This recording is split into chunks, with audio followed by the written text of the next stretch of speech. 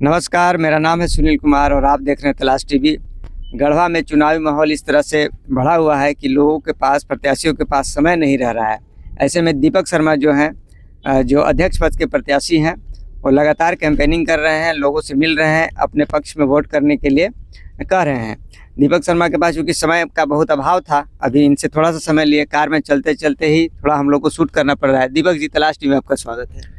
आपके चैनल के माध्यम से देख रहे सभी दर्शकों का हमारा नमस्कार, प्रणाम है। पूरा एकदम बिजी शेड्यूल चल रहा है जी, लगातार सोना उठना ठीक से हो रहा है? देखिए अभी चुनाव है।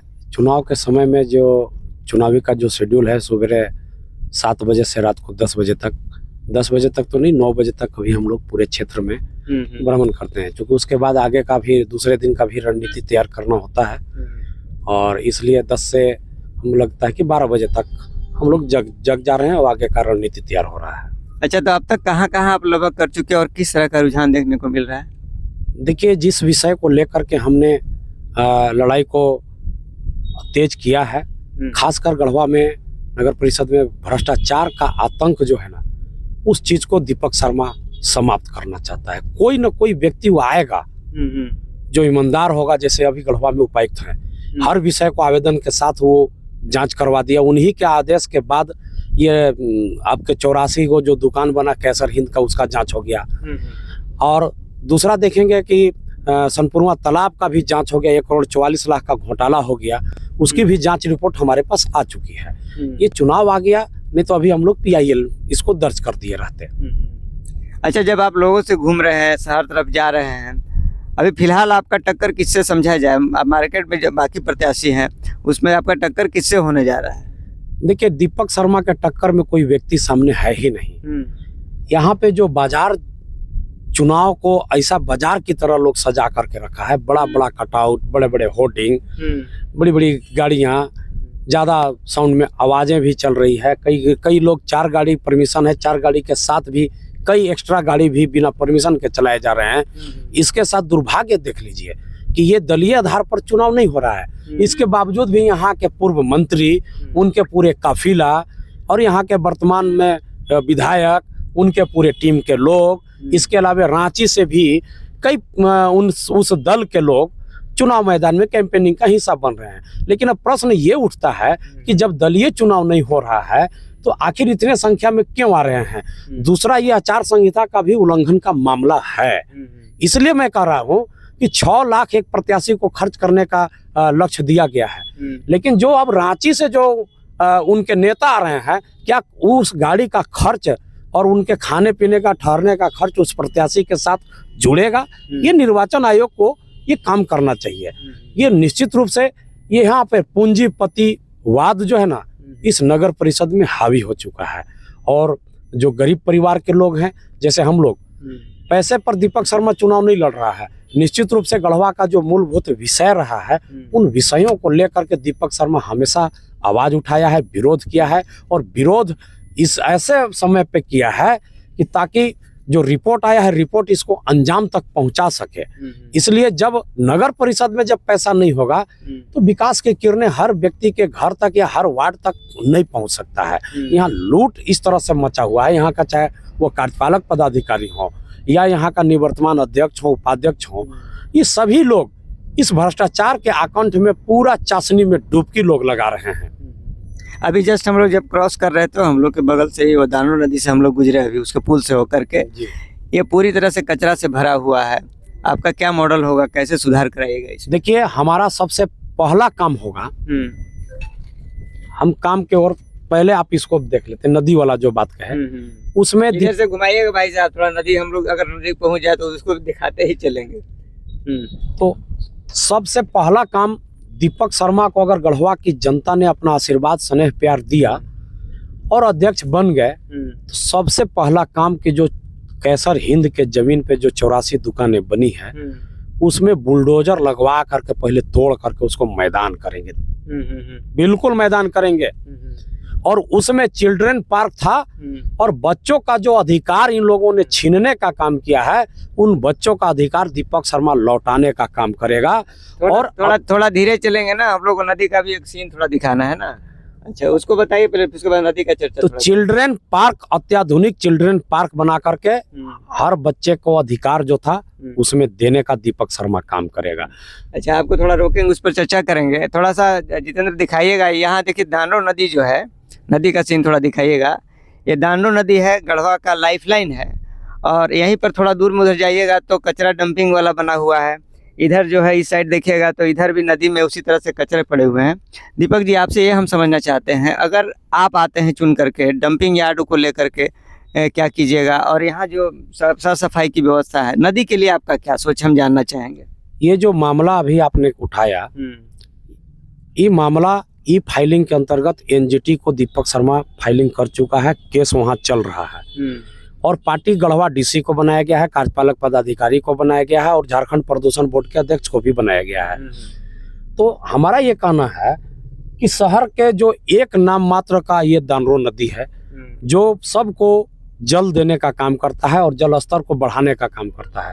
पूरा शहर का कचरा आप नदी में डाल देते हैं, जल प्रदूषित हो रहा है, उसमें आग लगा दिया जाता है। आसपास के 2 किलोमीटर के रेडियस में पूरा एरिया धुआं रहता है, और इसी से हजारों बच्चे स्कूल जाते हैं, और ये जहरीला गैस यहाँ के बच्चों के साथ साथ यहाँ के आम आवाम के लोग मैंने मजबूर हैं वो जहरीला गैस लेने के लिए, और बीमारी जो है ना, उनके अंदर में कई तरह का बीमारियां भी उत्पन्न हो रही है। ये यहाँ के लोगों को समझना चाहिए था। जिस उम्मीद के साथ यहाँ का जनता ने यहाँ के प्रतिनिधि को चुना था, अध्यक्ष को चुना था, उपाध्यक्ष को चुना था, लेकिन इनके विश्वास पर वो ऐसे लोग खरा नहीं उतर सके। केवल लूट खसोट के समय में अपना पूरा समय ये लोग व्यतीत कर रहे हैं। इसलिए दीपक शर्मा को अगर यदि गढ़वा की जनता ने आशीर्वाद दिया तो सबसे पहले कि कचरा डंपिंग जो यार्ड, इन लोग जमीन जो परचेज हुआ है उस जगह पे हम इसको शिफ्ट करेंगे, और एक एक कचरा का जो रिसाइकलिंग होगा वहीं से रिसाइकलिंग करेंगे। वहाँ से खाद तैयार होगा, जो प्लास्टिकें जो आएंगी उससे बहुत तरह का हम लोग प्रोडक्ट जो है ना, प्लास्टिक का छोटा छोटा आइटम भी बनाने के लिए उसमें काम में लाया जा सकता है, और इससे रोजगार भी गढ़वा के लोगों को सृजित किया जा सकता है। गढ़वा की एक और समस्या है, हम लोग इस रोड पे चलते हैं, अभी तो खैर यहाँ पे थोड़ा सा ट्रैफिक कम दिख रहा है, लेकिन अक्सर इस रंका रोड में जो है देखते हैं कि ट्रैफिक पूरा भर जाता है, गाड़ियाँ जाती हैं, धूल उतना ही हो जाता है। इसके लिए भी क्या आपके पास कोई सोच है? इसके लिए हम लोगों ने अभी बात किया था, विचार भी हमारे मन में है। गढ़वा में कहीं ट्रैफिक जो है ना, और खासकर गाड़ी लगाने हाँ, ये व्यवस्था नहीं है, और इसके लिए भूमिगत रूप से हम लोग वाहन लगाने का यहाँ सुविधा जो है ना, पार्किंग हम लोग गढ़वा में शहर को व्यवसायी वर्ग के लिए खासकर देंगे। अभी आप शहर की स्थिति देख रहे हैं, जहाँ पे शहर का दोनों छोर से नाली बन रही है, बीच में डिवाइडर बन जाएगा, तो बाइक फिर लगाना इस शहर के लिए मुश्किल हो जाएगा। बिल्कुल, आप देखेंगे तो सब रोड पर ही मैंने आपको बाइक दिखता होगा, इधर सड़क पर ही सभी बाइक लगाने पर मजबूर है। अगर बाइक नहीं लगाएंगे तो ये दुकान वाले को ग्राहक कैसे मिलेंगे, सामान यहाँ से कैसे जाएगा? इसलिए दीपक शर्मा जब आएगा तो निश्चित रूप से वैसे वैसे जगह का प्रमुख स्थान को चयन करेंगे, और भूमिगत रूप से वहाँ पार्किंग की व्यवस्था हम लोग शहर के बीच में ही देने का काम करेंगे। अच्छा दीपक जी, जैसे यहाँ जो भी प्रत्याशी हैं, यहाँ और लोग हैं, बहुत से ऐसे प्रत्याशी जो काफी कम उम्र के भी हैं, आप लोग का जो एज हो रहा होगा, और वे भी दमखम लगा रहे हैं, क्या कहिएगा उन लोगों? नए प्रत्याशी बहुत से आए हुए हैं, खैर हालांकि अभी पहली बार लड़ रहे हैं, बहुत से बिल्कुल नए एज के लोग हैं। देखिए, लोकतंत्र है, और इस लोकतंत्र में हर व्यक्ति को लोकतंत्र लड़ने का अधिकार देता है, उनको बात कहने का अधिकार देता है, जनता के बीच में जाने का अधिकार देता है। वो जाए, जनता यदि 12 प्रत्याशी में से किसी एक को चुनेगी, मत तो कोई ना कोई किसी न किसी को देता ही है। अगर हो सकता है कि दीपक शर्मा को भी नहीं चुने, कोई और चुने जाए, तो बिल्कुल स्वागत है। लेकिन ये जान लीजिए कि भ्रष्टाचार का जो विषय हमारा है, उस भ्रष्टाचार के लेकर के लगातार दीपक शर्मा लड़ा है, और आने वाला समय में भी जो भी भ्रष्टाचार यहाँ पर होगा या भ्रष्टाचारी होंगे, उनके सामने दीपक शर्मा एकदम दीवार की तरह खड़ा रहेगा, एकदम निश्चित रूप से खड़ा रहेगा। एक बात और हम आपको बताना चाहेंगे, जो सोनपुरवा तालाब की बात है। तालाब आज गढ़वा शहर का वो जुहू चौपाटी होता, लेकिन अध्यक्ष और उपाध्यक्ष के उदासीनता के कारण और भ्रष्टाचार में संलिप्तता के कारण पूरे सोनपुरवा के लोगों का जीवन बसर मैंने एकदम चौपट कर करके रख दिया गया। आप इसलिए कह सकते हैं कि 1,44,00,000 के लागत से उसमें सब पैसा निकासी हुआ। दूसरा री एस्टिमेट बना करके 68 लाख फिर निकासी हुआ। उसमें 12 लाख का घास लगाना था, फव्वारा लगाना था जो 35 फीट पानी जाता, उसमें कलर लाइटिंग था, उसमें बोटिंग था।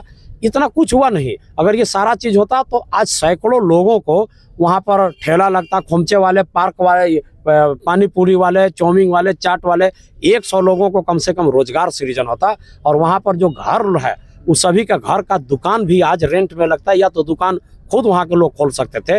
ये 2 व्यक्ति के वजह से, जो आपके निवर्तमान अध्यक्ष हैं, निवर्तमान उपाध्यक्ष हैं, इन सोनपुरवा का भविष्य जो है ना, ये 2 लोग चौपट करके रख दिए। दीपक शर्मा आएगा तो उसी रेशियो के साथ सोनपुरवा तालाब का ये सारा सिस्टम को सुसज्जित ढंग से, एकदम विधिवत ढंग से उसको लगा करके उसको गढ़वा का जुहू चौपाटी बनाने का दीपक शर्मा काम करेगा। अच्छा दीपक जी, लास्ट एक सवाल करेंगे। अब जो राजनीति का जो चर्चा किए थे, तो बड़े दिग्गज इसी चीज़ को लेकर के कैंपेनिंग कर रहे हैं, आप लोग भी कर रहे हैं। कितना महसूस हो रहा है, कितना जोर लगाना पड़ रहा है? क्योंकि यहाँ मिथिलेश ठाकुर भी मार्केट में घूम रहे हैं, आपको संजय तिवारी भी मैदान में उतर गए हैं। अब उनकी प्रतिष्ठा खुद की भी एक तरह से समझी जा रही है कि दांव पे लग गई है। आप आसू पार्टी से हैं, उससे कोई आ नहीं रहे बड़े नेता। ऐसे में आप दीपक शर्मा को कितना इसमें सशक्त होना पड़ रहा है, कैसे करना पड़ रहा है? क्योंकि देखिए बड़े बड़े दिग्गज लग गए हैं अब इसमें, उन लोग भी अपना समझ रहे हैं कि भाई होगा नहीं तो हमारा ही प्रतिष्ठा दांव पर है। हम जनता से इतना ही कहेंगे कि जो इस विषय को प्रतिष्ठा बना करके चुनाव लड़ रहे हैं, उनको एकदम नेस्तनाबूद करें, उनको एकदम अस्वीकार करें। क्योंकि जहां पर धन बल का इस्तेमाल होगा, भ्रष्टाचार वहीं से शुरुआत होगा। और भ्रष्टाचार को गढ़वा से समाप्त करने के लिए दीपक शर्मा कृत संकल्पित है। पहले भी लड़ा था, आज भी लड़ेंगे और बाद में भी दीपक शर्मा लड़ेगा। और हमें किसी की आवश्यकता भी नहीं है। दीपक शर्मा अपने आप को विषय को लेकर के हर घर तक जानने का प्रयास कर रहा है और उसी विषय के साथ हम इस चुनाव मैदान में डटे हुए हैं। आज देखिएगा कि इस चुनाव में मुद्दा विहीन लोग चुनाव लड़ रहे हैं। मुद्दों की कहीं बात हो ही नहीं रही है, मुद्दा कोई विषय ही नहीं है। यहाँ जाति लोग देख रहा है, पार्टी देख रहा है और पैसा देख रहा है। गढ़वा के मतदाताओं से हम हाथ जोड़ करके विनम्र प्रार्थना करते हैं कि अगर सही मायने में गढ़वा में अगर विकास दरवाजे तक, लोगों के घर तक पहुँचे, आपका बाल बच्चों का भविष्य बेहतर अगर होने का सपना अगर देख रहे हैं, तो ऐसे भ्रष्टाचारी को और ऐसे पूंजीपति लोगों को आपको दरकिनार करते हुए एक जुझारू साथी को एक बार अवसर देने का आप काम करें, आप आशीर्वाद दें। निश्चित रूप से गढ़वा से भ्रष्टाचार मिटेगा और भ्रष्टाचारी जेल के सलाखों के पीछे जाएंगे। ये दीपक शर्मा काम करेगा। और सबसे पहला काम कि कार्यपालक पदाधिकारी, अगर अध्यक्ष में यहाँ के जनता के मार्ग आशीर्वाद से बन जाते हैं, तो कार्यपालक पदाधिकारी के ऊपर सबसे पहला काम FIR दर्ज कराएंगे और उसको जेल भेजने का दीपक शर्मा ये काम करेगा। चलिए दीपक जी, आपका बहुत बहुत धन्यवाद, काफ़ी व्यस्त समय में से निकाले। फिर आगे भी तो एक हफ्ता है पूरी तरह से, तो फिर भी मुलाकात होते रहेगी और चर्चाएं होंगी। आपको बहुत बहुत धन्यवाद तलाश टीवी से जुड़ने के लिए और इतनी सारी बातें करने के लिए। धन्यवाद। इसी तरह के कार्यक्रम को देखने के लिए आप हमारे चैनल को सब्सक्राइब कीजिए, इस वीडियो को ज़्यादा से ज़्यादा शेयर कीजिए, ताकि इस तरह की इन्फॉर्मेशन जो है जनता से जुड़ी हुई लोगों को भी पहुँच सके। नमस्कार।